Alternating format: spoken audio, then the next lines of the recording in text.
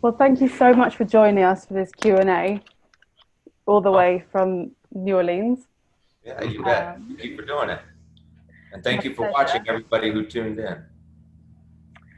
So, the question I'd like to kick off with, I think, is I'd really love the feeling of the bar that you create. Like it's so familiar and it reminds me of bars that I've tended, bars that I've lost hours in. I think the way they're one and the same, it's often an occupational hazard.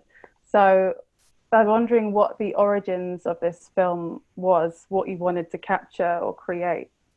Yeah, I think in the end, I mean, that is a wonderful takeaway because we wanted something that, that was specific and told a story of a place that you felt you could be immersed in, but also that it was universal. It was a universal space that we could recognize, and there were themes in there that, while they may have specificity to the characters and be happening in one locale, that it was something that hopefully would translate to people all over, no matter what your connection is to spaces like that. Spaces like that have certainly been a part of our life since we were little kids. Going in with some of the exuberant adults in our lives and seeing those spaces as places where stories are told and stories are made, and realizing over time and through experience that there's often much more to it. People bring a lot to those spaces. You come there to celebrate. You come there to commiserate. You come there to get lost. And there's a version of yourself that you bring to that space. And there are stories that we tell each other and stories that we tell ourselves. And over the years, we thought about this film and really wanted to explore that space, explore the sort of mythic space on the outskirts of Vegas, which can stand in for many things. But being on the outskirts of town, the shadows of the bright lights, the sort of the effluent of gentrification, and finding these places that we hold dear was really important to us. We couldn't imagine that we'd arrive in a space right now where most people aren't able to go to their favorite communal places. And in making a film about the end of something and uncertain beginnings, we didn't predict being in this moment, but I think it certainly resonates in a different way now.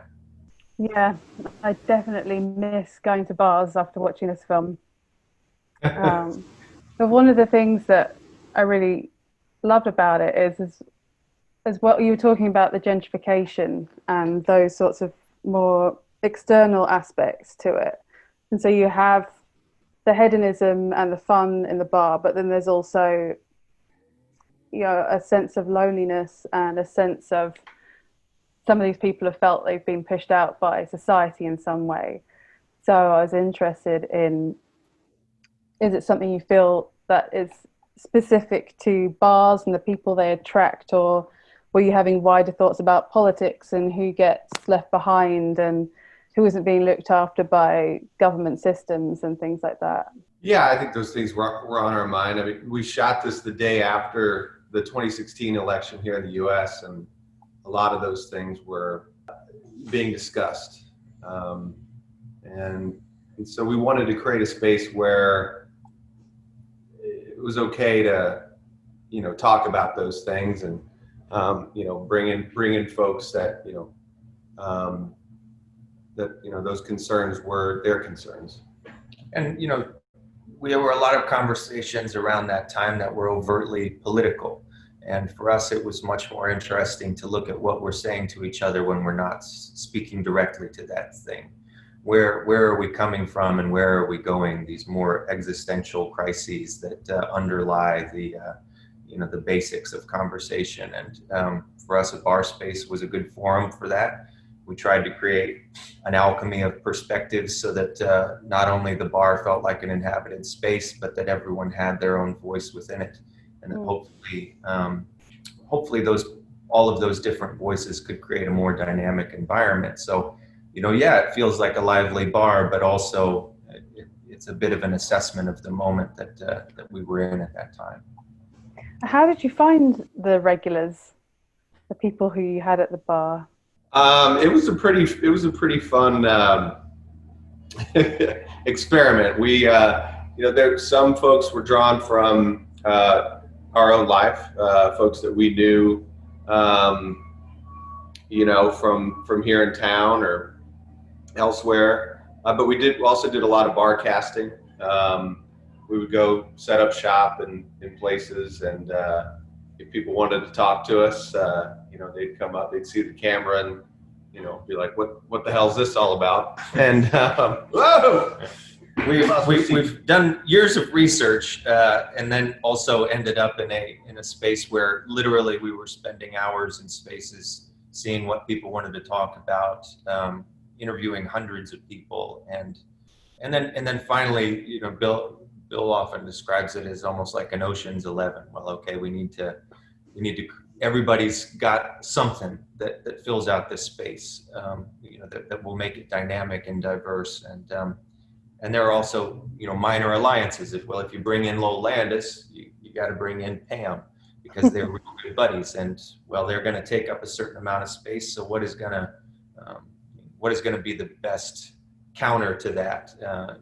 And we spent a lot of time really thinking about how these people would play with each other and what they would have to say, because really what we wanted to create was, this sort of Goldilocks environment with the bar, and a truly, an alchemy of characters, so that while we did, certainly have an intention and create a situation which had its own stimuli and hurdles to overcome, we wanted the people within it to just really be responding to time and each other and circumstance, so that it was an alive and kinetic space in which Bill and I could receive what they were doing, that they became really authors of their own experience.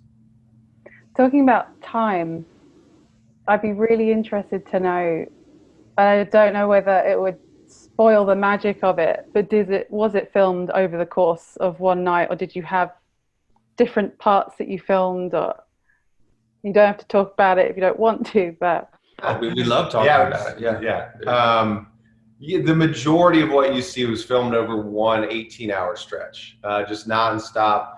As soon as the first person entered the bar, we just let it rip. And, we prepped everybody ahead of time to sort of know what to expect and what we were after, so that once they walked in, they were just going to a bar, and they were, free to come and go as they pleased, and to bring whatever they wanted to bring to it. And so in setting up that scenario, Turner and I were free to just wander around with our cameras and shoot it like you would, a doc or whatever.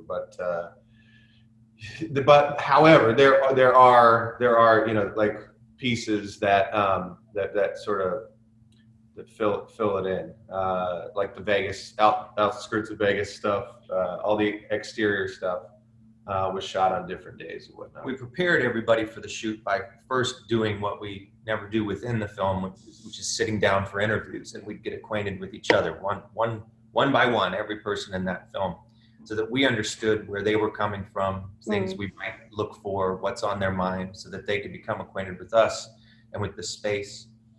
And then we did some shooting so that people knew where they were coming from, leading them to the bar, getting them into that space, which then, created a scenario where everybody felt comfortable, so that when we did this preliminary, when we did the primary, basically 18-hour unbroken scene, that it had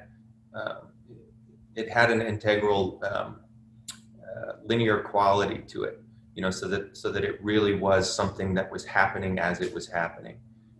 In follow-ups, then we thought about, okay, when everybody departs, we'd continue on with that, and shot a lot on the streets of Vegas, and expanded on what we had learned from that big shoot. But it really is, the meat of it is one solid experience. One of the things that comes across really strongly is that sense of intimacy and connection that they have in these conversations with each other. So I was wondering if some of them were familiar to each other before, which I think you just mentioned. Pam knew, what's the name of it? Yeah. And so there are some instances like that, small alliances that within the bar formed larger alliances. And but it's not unlike, all these folks are familiar with bars, you know. That's why they're there. And so it's not uncommon for them to strike up a very strong bond very quickly. You know, Pam and Bruce didn't know each other going into this, but they bonded over the fact that they were both in the military and how they felt their country had betrayed them. That was very real, very genuine, and something they do every night. You know, so. Yeah, if the bonds weren't there to begin with, they were made over the course of that 18 hours. And again, we didn't want to break that spell. You know, what if people are going to start bonding like that, what we needed to do was create a safe space, a container, a stage that nobody was going to interrupt, a bubble that no one would burst, so that everyone knew once they entered there, that was their space and these were their compatriots in there. And we just never wanted to break that spell. And hence the method by which we got there. And how did you move around that space as you were filming them to be kind of invisible and not kind of interrupt on their intimate conversations? Yeah, and like I said, like we prepped everybody that, you know, it was just going to be Turner and I in the room, and that we, you know, would be filming, and you know, it was kind of like, you know, they could always turn to us. They could always engage with us. Sometimes we would engage with them because it was an 18-hour shoot. You know, we'd set our camera down and have a cigarette and, you know, talk with folks, not about the movie, but just, you know, what was going on in the day. And we were very much a part of that. Yeah, so it wasn't so much that we were shooting at them, we were shooting with them. And so we were, you know, we were part of the room. And you know, you see us pop up in the background of a lot of shots and stuff. So we were there as well. And that inclusion was intentional because we wanted the viewers, the audience to understand that, yeah, this is something that is happening together. We are in this room. These people can very much see us. We're all doing this together as a thing that is happening. That awareness is there. And also why we used certain distancing mechanisms, like, you know, shooting in one location and describing it as another. We wanted that understanding of the sort of artifice, so that it didn't get in the way. Still gets in the way, but it's, you know. There were also like little clues and hints along the way, I think, in like aspects you choose to show on the TV. Like there's a film when Michael's standing by himself, I think it looks like CCTV, and the film that's playing or something is saying like, you just walk in, stranger out of nowhere, and for the first time it all lights up, kind of like echoing the sense of them, or meeting, or the comment about at the end about the palm tree, oh, I've just realized it's fake, yeah, it's a light, like that. Those elements of construction, like, is that ambiguity something you wanted to kind of play with in it? Yeah, definitely. Actually, that line that Sophie says about the palm tree being fake is, you know, we didn't script these lines, but when she said that, it was like, oh, I mean, that worked out. That's like our thesis statement. So yeah, the real magic trick of all this was just trying to set up a situation that was conducive to arriving at the things that we hoped for. And when miraculous moments like that happen, then we've been doing something right. You know, it has led to the thing that we wanted. It didn't always work. There are certainly, you know, there was a lot of shooting that had to be condensed down into what we arrived at. But yeah, there's some of these beautiful moments of serendipity where, yeah, maybe the music box, maybe the TV is echoing what's actually happening in the room. Maybe the situation stands in for, you know, the underlying thesis of the film. But we tried to let it happen organically as much as we could. I think it definitely feels like it worked out that way, especially with that moment where there's that man and woman sat on a sofa and his hand accidentally brushes her, oh no, it doesn't accidentally brush her leg, brushes her leg, and she's like, oh, that feels real. And you think, yeah. Yeah. There's some real chemistry between people in there. One of the things that I'm curious about, which I think I read somewhere, was that it was Sundance that decided to put it in a documentary strand. Is that true? Like, yes. You haven't defined it as documentary? There was a lot of, I mean, there was a lot of shuffling before we were able to get the film out. And yeah, I mean, there's a lot of behind the scenes juggling to figure out how, all with every film that anybody makes. This was our best scenario.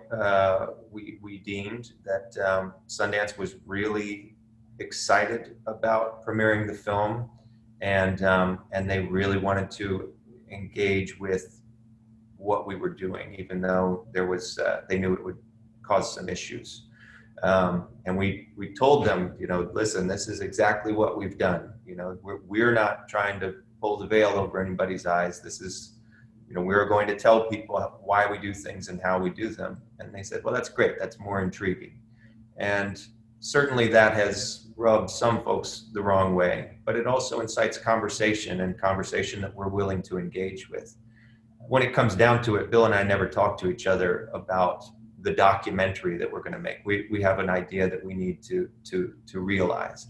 So we say, here's my new idea, here's my vision, here are these images, and here's how we best can approach it. Mm-hmm. Typically that has involved us, you know, going into the natural world and finding those things rather than you know, creating a scripted situation. But whatever it may be, yeah, these are movies. These are our movies, and this is how we're making them. And we'll have any conversation people want, so long as we can get it in front of an audience. Mm. Also, I think with documentary, any way you look at it, the storytelling is always a construction by the filmmakers. So always. Absolutely. And this is not new at all. You know, in 1956, on the Bowery, won Venice, was nominated for an Academy Award as a documentary. And looking back on some of those reviews at the time, you really could just replace the title with Bloody Nose. People are up in arms. This is not a documentary. There's an actor in it. You know, you had too much construction, too much intention. And so while that debate will continue to rage on, and in the middle somewhere, you know, yes, this is a document of an experience that we created, but therein there are some beautiful, real moments with human beings speaking for themselves. We're not claiming it's any one thing or another. This is a movie, and this is, you know, this is how we work right now. So next time, I don't know if I want to engage with that so much, but we're doing it right now. I mean, as filmmakers, did you like have a sense of responsibility or accountability with booze involved? Oh God, yeah. Yeah, for sure. What you don't see is outside the bar is you know, an army of folks ready to take care of everybody, you know, as they come out. Or, you know, so folks, you know, during the day would, you know, check out for a little while, go out and socialize outside with our buddies who were helping us out. But you know, they were there to make sure everybody got fed and, you know, got water when they needed it, and get home safe and all that. These are spaces and conditions that we are very familiar with from our own personal lives and experiences. And a lot of these people have had their own experiences, and we didn't trap them in their own homes and pry on their private lives. We all collectively decided to engage in a space of our own creation, and knowing what we were getting into, but not where it was going. And that involves a lot of trust on everybody's part. What we were after in the end was authenticity and human, you know, human realism and depth of feeling, and didn't want to mime or ape the conditions that folks like this live in and choose. And so yeah, you know, again, we all signed up for it, and I think we took care of the people in the end.